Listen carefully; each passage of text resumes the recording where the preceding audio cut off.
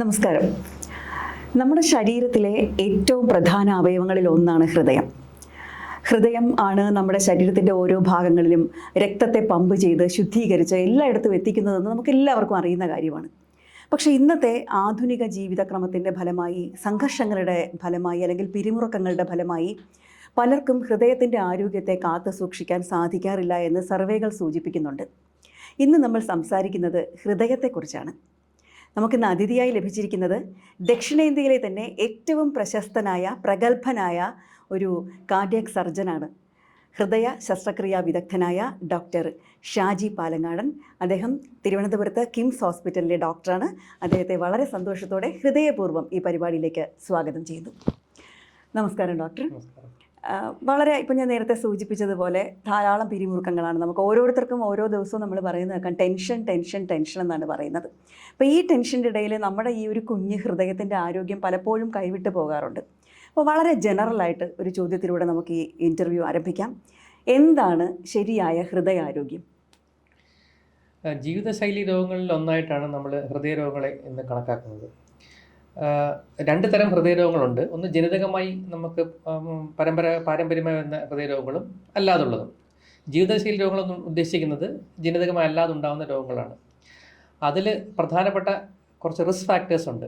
അതിൽ കുറച്ച് കാര്യങ്ങൾ ഞാൻ പറയാം. ഒന്ന് രക്തസമ്മർദ്ദം, രണ്ട് പ്രമേഹം, പിന്നെ അമിതവണ്ണം, കൊളസ്ട്രോൾ, അധികമായുള്ള കൊളസ്ട്രോള്, പുകവലി, സ്ട്രെസ്സ്, ഫാമിലി ഹിസ്റ്ററി, അങ്ങനെ കുറേ കാര്യങ്ങൾ അതിൻ്റെ അകത്ത് വരും. അപ്പം അതെല്ലാമാണ് ഫൈനലി ഹൃദ്രോഗത്തിലേക്ക് നയിക്കുന്നത്. അപ്പോൾ ഈ കൊളസ്ട്രോളിൻ്റെ കാര്യം പറഞ്ഞുവല്ലോ. കൊളസ്ട്രോൾ മിക്കവാറും പേരിപ്പം 2 മാസത്തിൽ ഒരിക്കലൊക്കെ ടെസ്റ്റ് ചെയ്യാറുണ്ട്, ബ്ലഡ് ടെസ്റ്റ് ചെയ്യാറുണ്ട്. അപ്പോൾ ഈ കൊളസ്ട്രോൾ 200ൻ്റെ അപ്പുറത്തേക്ക് പോകുമ്പോൾ ടെൻഷനാണ് പലർക്കും.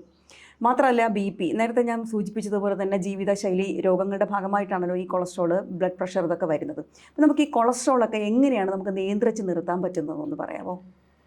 പ്രധാനപ്പെട്ട നമ്മൾ അറിയേണ്ടതെന്ന് വെച്ചാൽ കൊളസ്ട്രോൾ തന്നെ നല്ല കൊളസ്ട്രോളും ചീത്ത കൊളസ്ട്രോളും ഉണ്ട്. അപ്പോൾ നല്ല കൊളസ്ട്രോൾ കൂട്ടുകയും ചീത്ത കൊളസ്ട്രോൾ കുറയ്ക്കുകയും ചെയ്യുകയാണ് ഹൃദയാരോഗ്യത്തിനായിട്ട് വേണ്ടത്.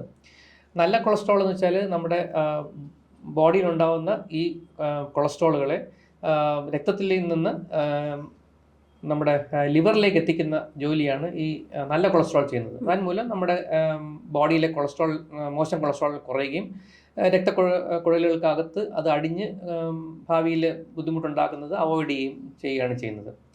അപ്പോൾ നമുക്ക് കൊളസ്ട്രോൾ കുറയ്ക്കാനായിട്ട് എന്തൊക്കെ ചെയ്യാമെന്ന് വെച്ചാൽ, ഒന്ന് ഭക്ഷണത്തിലുള്ള ക്രമീകരണമാണ്. ഒന്ന് നമുക്ക് പറയാവുന്നത് എണ്ണയുടെ അളവ് കുറയ്ക്കുക, വറുത്തതും പൊരിച്ചതായിട്ടുള്ള ആഹാരങ്ങളെല്ലാം അവോയ്ഡ് ചെയ്യുക, ബേക്കറി ഉൽപ്പന്നങ്ങൾ അവോയ്ഡ് ചെയ്യുക, ജങ്ക് ഫുഡുകൾ അവോയ്ഡ് ചെയ്യുക, അങ്ങനെ പറയുകയും നല്ല ഫുഡുകളായ പിന്നെ പച്ചക്കറികൾ, പഴവർഗ്ഗങ്ങൾ ധാരാളം കഴിക്കുകയും ചെയ്യുക. പ്രോട്ടീൻ അളവ് നിജപ്പെടുത്തുക. അങ്ങനെ ചെയ്തുകൊണ്ട് നമുക്ക് കൊളസ്ട്രോളിൻ്റെ ഡയറ്റ് വഴി നിയന്ത്രിക്കാൻ പറ്റും. രണ്ടാമതായിട്ട് നമുക്ക് പിന്നെ നല്ല കൊളസ്ട്രോളിനെ കൂട്ടാനായിട്ട് ഒരു മാർഗം നമ്മൾ നല്ല വ്യായാമം ചെയ്യുക എന്നുള്ളതാണ്. അപ്പം വ്യായാമം ചെയ്യുന്നത് വഴി നമുക്ക് നല്ല കൊളസ്ട്രോളിനെ കൂട്ടാൻ പറ്റും. അതുപോലെ തന്നെ പുകവലി ശീലമുള്ളവരാണെങ്കിൽ പുകവലി ശീലം ഉപേക്ഷിച്ചാൽ തന്നെ നല്ല കൊളസ്ട്രോൾ ഒരു പരിധിവരെ കൂടിക്കിട്ടുകയും അതുവഴി ഹൃദയാരോഗ്യത്തെ സംരക്ഷിക്കാൻ സാധിക്കുകയും ചെയ്യും. ഈ നല്ല കൊളസ്ട്രോൾ കൂട്ടുന്ന ആഹാരങ്ങൾ ഏതൊക്കെയാണ്? അതാണ് പറഞ്ഞത്. നല്ല കൊളസ്ട്രോൾ കൂട്ടാനായിട്ട് നമുക്ക് 2 വഴികളൊന്ന് പുകവലി ശീലമുള്ളവർ പുകവലി ഫുള്ളായിട്ട് നിർത്തുക, 2 നല്ലതായിട്ടുള്ള വ്യായാമം ചെയ്യുക. ഇത് 2 മാത്രമേ നമുക്ക് നല്ല കൊളസ്ട്രോൾ വേണ്ടി കൂട്ടാനായിട്ട് ആഹാരങ്ങളില്ല. മോശം കൊളസ്ട്രോൾ കുറയ്ക്കാനായിട്ടുള്ള വഴികളെ നമുക്കുള്ളൂ. ഡോക്ടർ, കൊളസ്ട്രോളിൻ്റെ ഏതാണ് നമുക്ക് സുരക്ഷിതമായ ഒരു അളവെന്ന് പറയുന്നത് ഏതാണ്? ടോട്ടൽ കൊളസ്ട്രോൾ നോക്കുമ്പോൾ ടോട്ടൽ കൊളസ്ട്രോൾ അല്ല ഞാൻ പറഞ്ഞതിൻ്റെ അർത്ഥം എന്ന് വെച്ചാൽ, നമ്മൾ മെയിനായിട്ട് ഉദ്ദേശിക്കുന്നത് അതിൽ LDL കൊളസ്ട്രോൾ നമ്മൾ മെയിനായിട്ട് ഫോക്കസ് ചെയ്യുന്നത്. LDL കൊളസ്ട്രോളിൻ്റെ LDL cholesterol level normal നമ്മൾ പറയുന്നത് സാധാരണ ജനങ്ങൾക്ക് 100ൽ താഴെ മെയിൻറ്റെയിൻ ചെയ്യുക എന്നുള്ളതാണ്. പക്ഷേ റിസ്ക് ഫാക്ടേഴ്സ് ഉള്ളവരിൽ അതിലും കുറയ്ക്കണം.